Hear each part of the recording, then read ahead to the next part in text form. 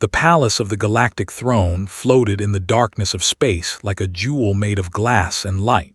It was the most beautiful place in all the known universe. Ships came from 1,000 worlds just to see it shine against the stars. But no one ever stayed long. No one ever wanted to meet the princess who lived inside. Princess stood alone on her balcony and watched the stars. She was beautiful in a way that made people forget to breathe. Her skin was pale like moonlight. Her hair was black and fell past her shoulders like water. Her eyes were dark and deep, and they held something terrible inside them. She was 23 years old, and she had never been touched by another living being. The servants brought her food on long poles. They pushed trays through special doors and ran away before she could turn around. The guards stood at the far end of every hallway, their backs always facing her.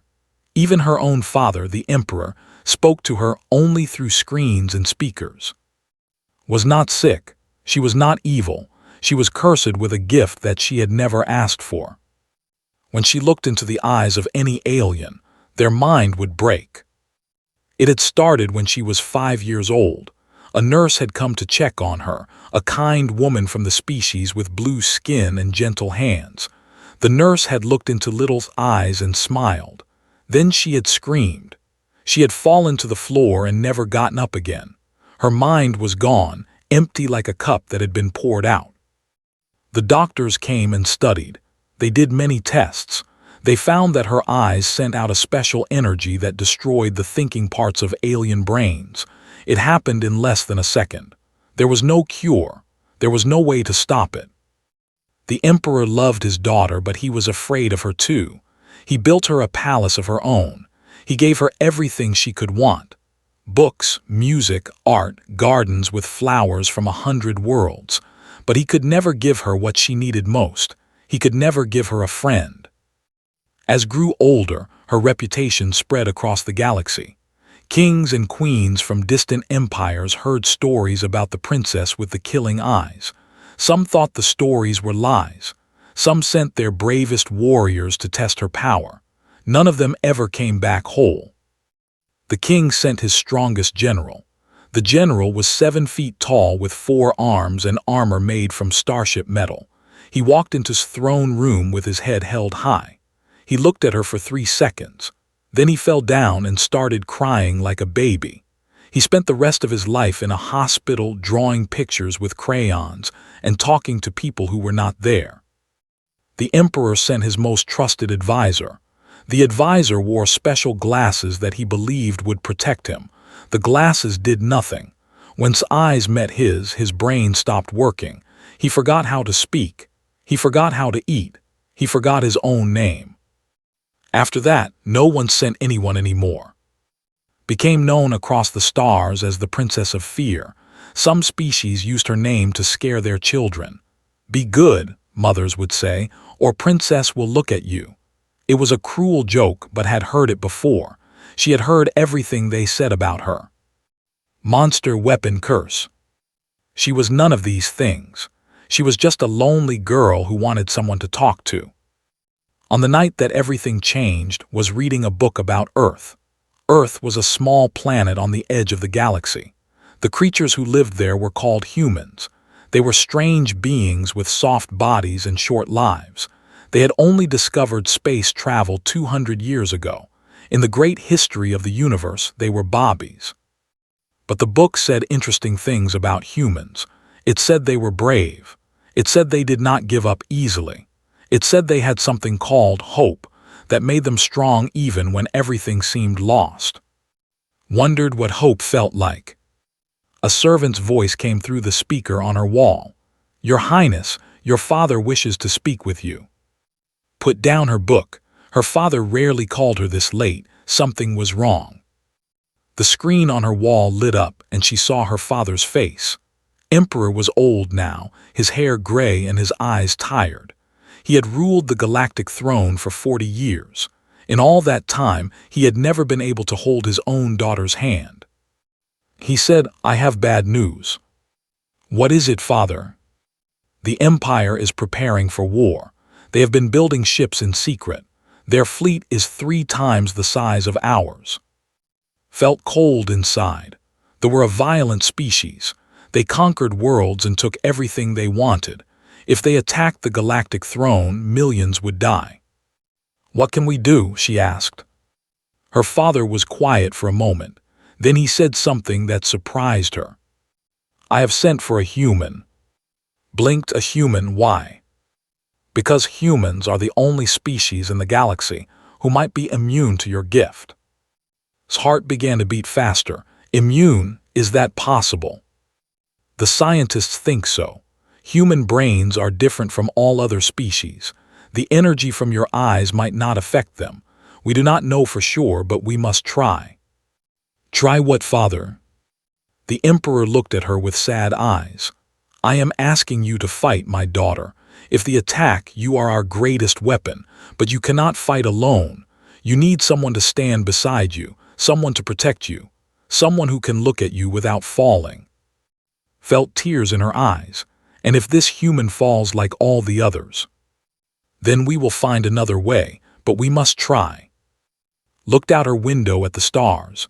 Somewhere out there, a human was coming, a stranger from a strange world, someone who might be able to look at her face, someone who might not be afraid. She closed her eyes and made a wish.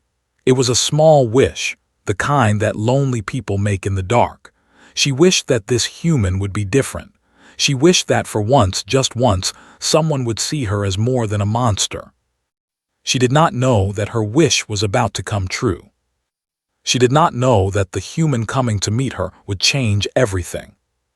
His name was, and he was not afraid of anything. The transport ship landed in the palace docking bay with a soft hum. Steam rose from its engines as the ramp lowered to the floor. Dozens of palace guards stood waiting, their weapons ready. They had been told that a human was coming. They had never seen a human before. Walked down the ramp with his bag over his shoulder. He was not what they expected. He was not tall. He was not covered in armor. He wore simple clothes, dark pants, and a gray jacket. His hair was black and cut short. His face was calm, almost bored. He looked around at the guards and the shining walls and the floating lights, and he did not seem impressed. "Which one of you is going to take me to the princess?" he asked. The guards looked at each other. They had expected a warrior with big muscles and scary eyes. This man looked like he could be a teacher or a shopkeeper. He did not look like someone who could stand against the empire. But they had their orders. A tall guard with silver skin stepped forward. "I am Captain Wu. I will take you to Her Highness, but first you must understand the rules." "Rules?" raised one eyebrow. "You must never look directly into the princess's eyes. You must stay at least 10 meters away from her at all times. You must never touch her or approach her without permission. If you break any of these rules, you will die." Smiled. It was a small smile, but it made Captain Wu feel uncomfortable. "I was told I might be immune to her power," said. "Might be," Captain Wu said. "Might not be. 17 beings have tested their luck. 17 beings have lost their minds. Are you sure you want to try?" Picked up his bag and started walking. "That's why I'm here." Captain Wu led him through the palace. The hallways were long and bright and empty. Noticed that there were no servants anywhere, no maids cleaning the floors, no cooks carrying food. The palace was beautiful, but it felt like a grave. "How long has the princess lived alone?" asked. Captain Wu did not look at him. "Since she was 5 years old, 18 years. 18 years with no one to talk to. She talks to her father through screens. She talks to servants through speakers. She reads many books. She is not completely alone." Shook his head. "That sounds completely alone to me." They reached a large door made of white metal. Captain Wu stopped and turned to face. "This is as far as I go. Beyond this door is the princess's private wing. She knows you are coming. She will meet you in the garden. Aren't you going to introduce us?" Captain Wu laughed, but it was not a happy sound. "I would rather fight 100 soldiers than look at her face. Good luck, human. You will need it." He walked away quickly, like he was running from a fire. Stood alone in front of the door. He took a deep breath and pushed it open. The garden was the most beautiful place he had ever seen. Flowers of every color grew along stone paths. Trees with golden leaves reached toward a ceiling made of glass. A small river ran through the middle, its water clear and bright. Birds with feathers like jewels sang in the branches above. And there, standing by the river, was Princess. She had her back to him. She was wearing a simple white dress. Her black hair moved gently in the artificial wind. She looked small and fragile, like a flower that might break in a storm. "You can stop there," she said. Her voice was soft and sad. "That is close enough." Stopped walking. He was about 15 meters away from her. "My name is, I came from Earth." "I know who you are. My father told me." She still did not turn around. "Why did you come? Did they pay you a lot of money?" "They paid me nothing. I volunteered." This made her pause. "Why would you volunteer for this? Do you not know what I can do?" "I know. They showed me videos of what happened to the others. It looked painful." "Then why are you here?" Thought about the question. He thought about his home on Earth, a small city called where the ocean met the mountains. He thought about his mother who had died when he was young, and his father who had taught him to be brave. He thought about all the times in his life when he had been afraid and had kept going anyway. "Because someone needed help," he said, "and I was able to give it." Princess was quiet for a long moment. Then slowly she began to turn around. Did not move. He did not close his eyes. He did not look away. She turned to face him completely, and their eyes met. She was beautiful. That was his first thought. She was the most beautiful woman he had ever seen. Her eyes were dark brown, almost black, and they were filled with fear and hope and sadness all at once. And nothing happened. No pain, no screaming, no falling. He just stood there looking at her, and she looked back at him. "You're not dying," she whispered. "No," said, "I'm not." Tears began to fall down her face. She covered her mouth with her hands. Her whole body started to shake. "You're looking at me," she said. "You're really looking at me." Took a step forward. "May I come closer?" She nodded, unable to speak. He walked toward her, slowly, carefully, watching her face the whole time. She did not move. She did not run. She just stood there and cried and watched him come. When he was 3 meters away, he stopped. He could see every detail of her face now.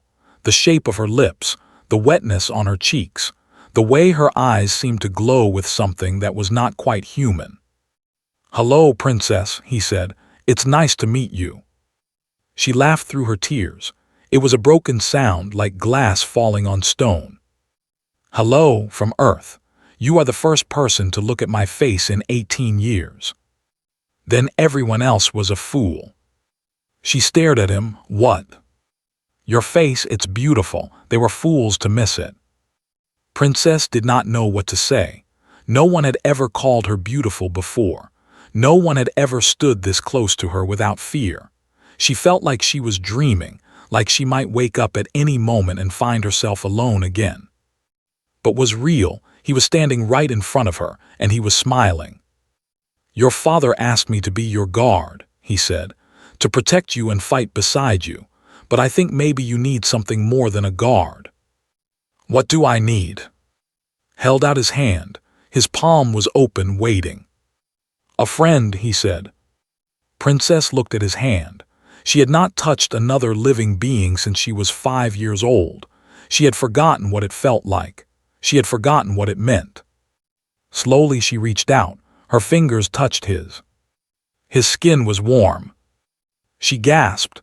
It was such a simple thing, touching someone's hand. People did it every day without thinking. But for her, it was everything. It was the whole universe opening up. She held his hand and cried, and laughed at the same time. And stood there with her, in the garden, among the flowers and the birds and the golden light. He had come to help the princess fight a war. He had found something much more important. He had found someone who needed him. and he was not going to let her down. The days that followed were the happiest of his life. For the first time in 18 years, she was not alone, was with her every morning when she woke up. He ate breakfast with her in the garden. He walked beside her through the empty hallways of her palace.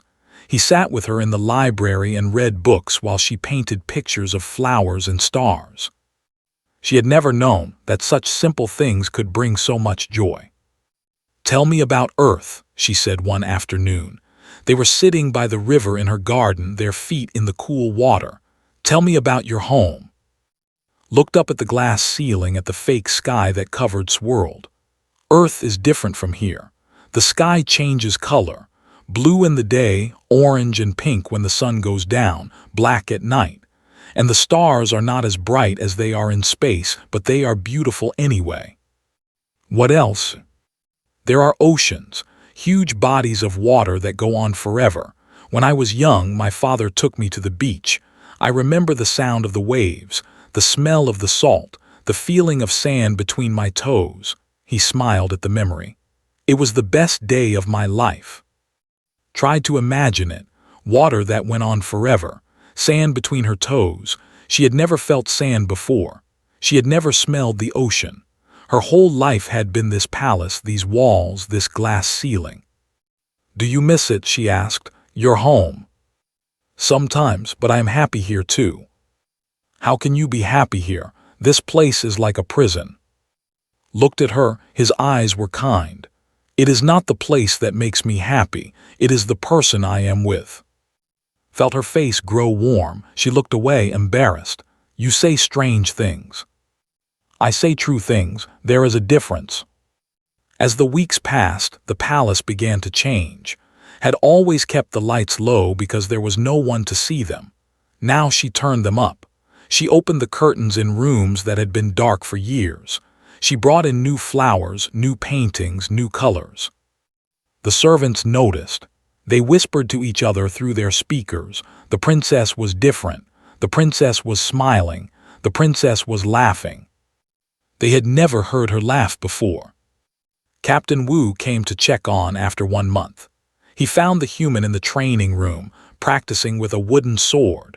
Moved with speed and grace, his body flowing from one position to another like water.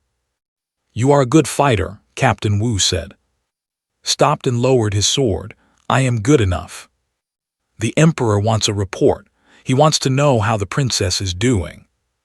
"She is doing well, better than well. She is happy." Captain Wu shook his head in wonder. "I have served this family for 30 years. I have never seen her happy. How did you do it?" Wiped the sweat from his face. "I just talked to her. I listened to her. I treated her like a person, not a weapon." "But she is a weapon. Her power can destroy armies."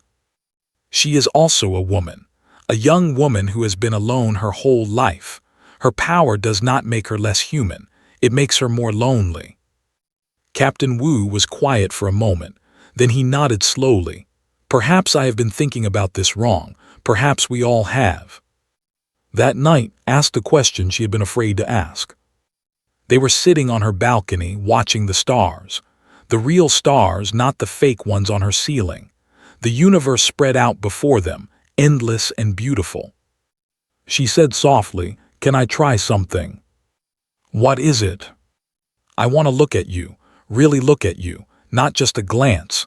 I want to see if my power truly does nothing to you." Understood what she was asking. Every other time they had looked at each other, it had been brief. A few seconds here, a few seconds there. She wanted to know if he was really safe or if he was just lucky. "Okay," he said, "I trust you." Turned to face him. She looked into his eyes and did not look away. Seconds passed, then minutes. They sat there in silence, staring at each other while the stars turned slowly above them. Felt something. It was like a pressure behind his eyes, like someone was pushing against his skull. But it did not hurt. It was uncomfortable, like standing too close to a fire, but he did not burn. "Do you feel it?" asked. Her voice was worried. "Yes, but it is not strong. It is like a headache that never comes." "I am trying harder now. I am pushing as hard as I can." The pressure grew, his vision blurred for a moment. His head began to ache, but then the feeling passed and he was fine again. "Nothing," he said, "you cannot hurt me." Let out a breath she had been holding. Tears ran down her face again. She seemed to cry a lot, noticed. But they were happy tears, tears of relief. "Why?" she asked. "Why are you immune? What makes humans different?" The scientists said it was because our brains developed differently. We evolved on a planet with no psychic energy. Our minds are closed to that kind of attack. We cannot use psychic powers, but we cannot be hurt by them either. So any human would be immune to me. Maybe, they are not sure. They think I might be especially resistant because of my training. I learned to control my mind, to focus my thoughts. It makes me stronger against mental attacks. Reached out and touched his face. Her fingers traced his cheek, his jaw, his lips. She was memorizing him. She was making sure he was real. "You are a gift," she said. "I do not know what I did to deserve you." Took her hand and held it against his chest. "You did nothing. You do not have to deserve kindness. You just have to accept it." They sat together under the stars for a long time. They did not speak. They did not need to. The silence between them was comfortable, like a warm blanket on a cold night. Something had changed. They both knew it. What had started as duty had become something more, had come to protect a princess. Now he found himself wanting to protect a woman, not because it was his job, but because she mattered to him. And who had never known love, was beginning to understand what it felt like. But the universe does not care about love. The universe does not wait for happiness. Far away across the darkness of space, the Empire was moving. Their ships were gathering. Their weapons were ready. Their eyes were fixed on the galactic throne. War was coming. And soon, and would have to face it together. The peaceful days were almost over. But they did not know that yet. For now, they just sat together and watched the stars, and pretended that the future would never come. For now, they were happy. And that was enough. The alarm woke them at midnight. Red lights flashed through the palace. Sirens screamed like dying animals. Was on his feet before he was fully awake, his sword in his hand, his body ready for battle. Came running down the hallway in her sleeping clothes. Her hair was messy. Her eyes were wide with fear. What is happening? The said, "They are here." Emperor's face appeared on every screen in the palace. He looked old and tired, but his voice was strong. "My people, the Empire has attacked. Their fleet has entered our space. They outnumber us 3-1, but we will not surrender. We will fight. We will win for the throne, for our families, for our future." The screens went dark. "Turn 2, we need to get to the command center. Your father will need us." They ran through the empty hallways. The palace was shaking. Through the windows, they could see explosions in the distance. Warships were fighting against the throne's defense fleet. Bright beams of light cut through the darkness. Ships turned into fire and metal and death. The command center was deep inside the palace, protected by thick walls and powerful shields. When they arrived, they found chaos. Officers were shouting orders. Screens showed battle data from 100 different locations. The Emperor stood in the middle of it all, watching his empire fight for survival. Father ran to him. Emperor turned and saw his daughter. For a moment, he forgot the war. He forgot the ships and the soldiers and the death. He just looked at his little girl, who he had not been able to hold since she was 5 years old. He said, "You should not be here. It is too dangerous." "I want to help. I want to fight." "You cannot fight. If you go out there, our own soldiers will fall. Your power does not care about friend or enemy." Felt her heart break. Even now, even with the universe falling apart, she was useless. She was a weapon that could not be used, a curse that hurt everyone around her. Stepped forward, there might be a way. Everyone in the room turned to look at him. The human, the outsider, the one who should not have been there at all. The fight from their ships, said. They do not fight face to face. They sit in their command rooms and watch screens. They see the battle through cameras. What is your point? Asked the general with green skin and angry eyes. My point is that screens work both ways. If they can see us through cameras, then Princess can see them through cameras too. The room went silent. Understood. You mean I could send my power through a broadcast, through there? It is possible. Your power works through your eyes. If their eyes see your eyes even through a screen, it might affect them. We have never tested this, the Emperor said. We do not know if it will work. We have nothing to lose, said. If it does not work, we are no worse than before. If it works, we win the war. The generals looked at each other. The officers stopped their shouting. Everyone was thinking the same thing. Could this crazy human be right? Could the princess really destroy an entire fleet with nothing but her eyes? Stepped forward. I will do it, but I need to get close enough to broadcast. I need to be on the front lines. I will take her, said. You, the Green General laughed. One human against the fleet. One human and one princess. That is more than enough. They gave a small ship. It was fast and quiet, designed for sneaking past enemy lines. Sat in the passenger seat, her hands shaking, her heart beating so loud she could hear it in her ears. Are you ready? Asked. No, but I will do it anyway. That is what bravery is, doing things when you are not ready. He flew the ship into the battle. Fire and death exploded around them. Missiles shot past, missing them by meters. The little ship danced between the giants, too small and too fast to hit. There, said. He pointed at the largest ship. It was the size of a city, covered in weapons, surrounded by smaller vessels like a queen surrounded by bees. That is their command ship. That is where the leaders are watching from. Can you get me close? I can get you inside. Flew toward the command ship. The defenses turned toward them. Guns fired, missiles launched. The whole universe seemed to be trying to kill them. But did not stop. He did not slow down. He flew straight at the ship, through the fire and the death, and he did not flinch. Hold on, he said. He crashed their ship into the command vessel's docking bay. Metal screamed. Glass shattered. They hit the ground hard and slid across the floor, sparks flying everywhere. Was out of his seat before the ship stopped moving. He grabbed and pulled her through the broken window.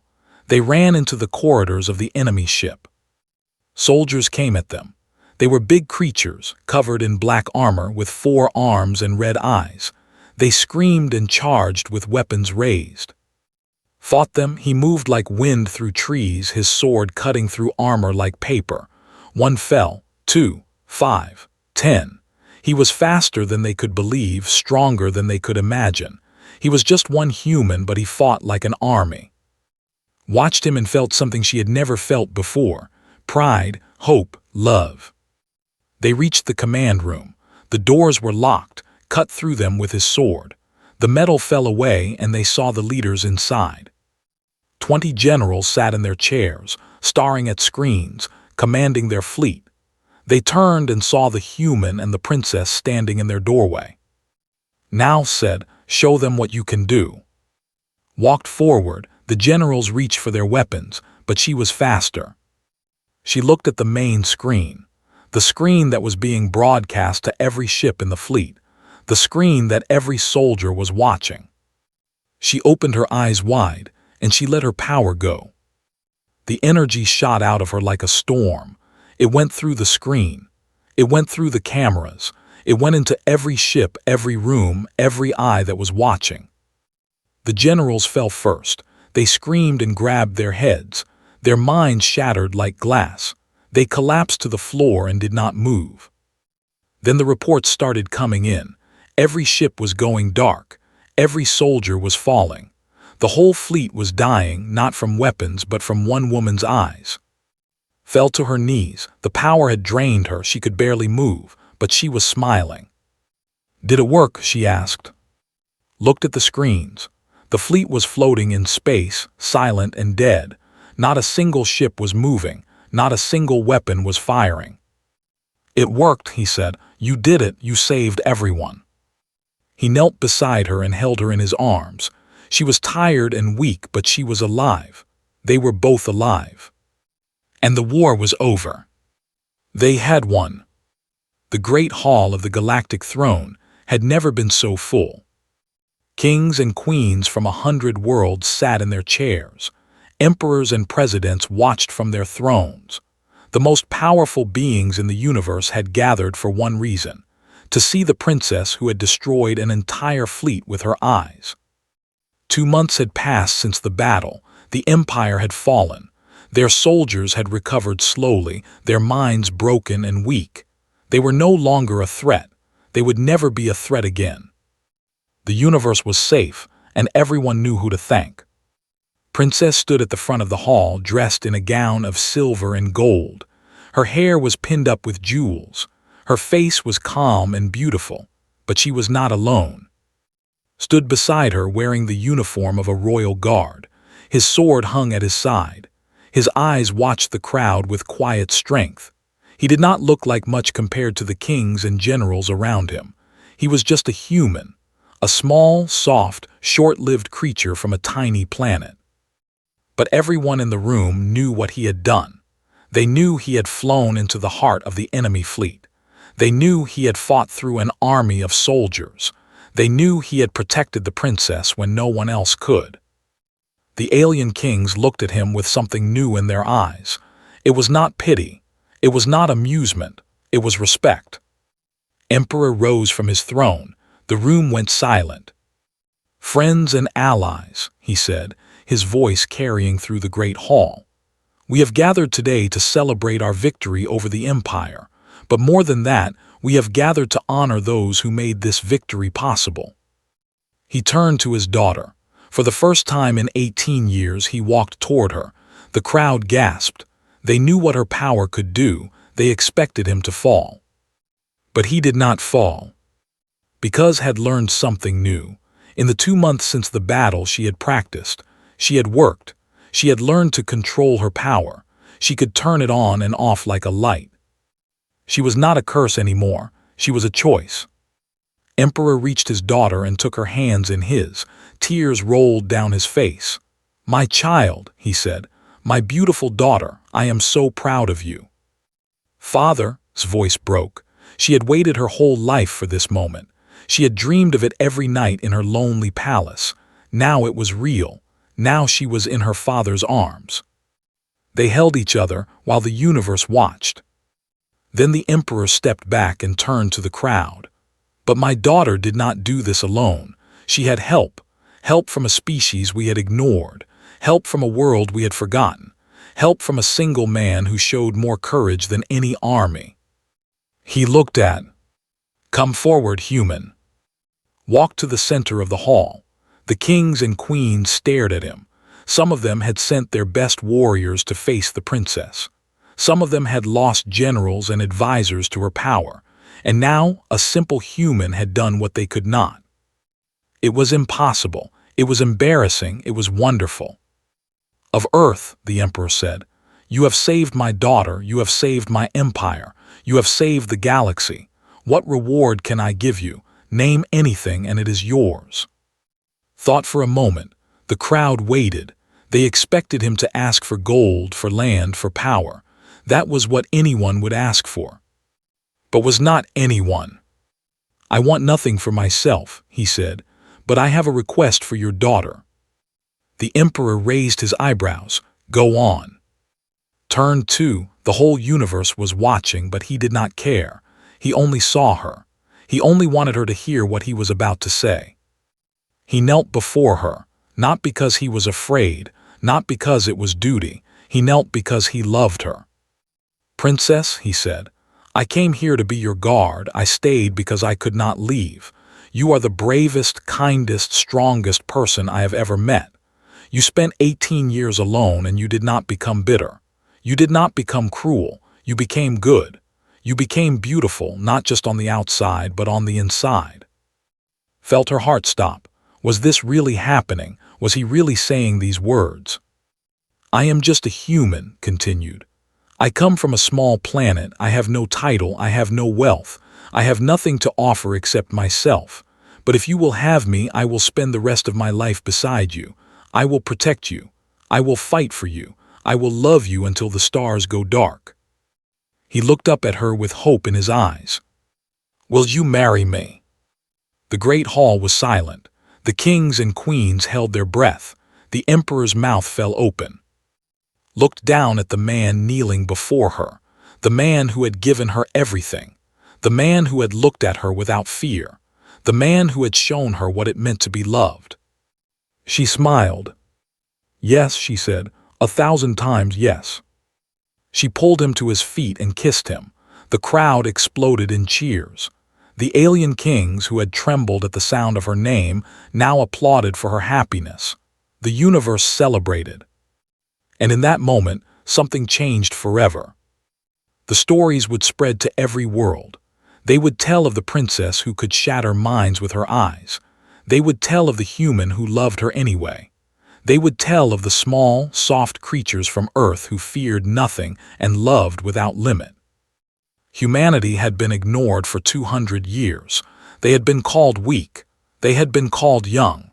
They had been called insignificant. Not anymore. From that day forward, when alien kings met humans, they did not laugh. They did not dismiss them. They remembered of Earth, who had walked into the heart of an enemy fleet. They remembered the human who had looked into the eyes of fear and smiled. They remembered and they respected. And were married on a spring day in the garden where they had first touched hands. The flowers bloomed around them. The birds sang in the trees. The whole galaxy watched through screens and cameras, and no one fell. Because had control now, because she was not a curse anymore, because love had set her free. When the ceremony was over, took his wife's hand and led her to the balcony. They looked out at the stars together, just like they had done so many times before. What happens now? Asked. Now we live, said.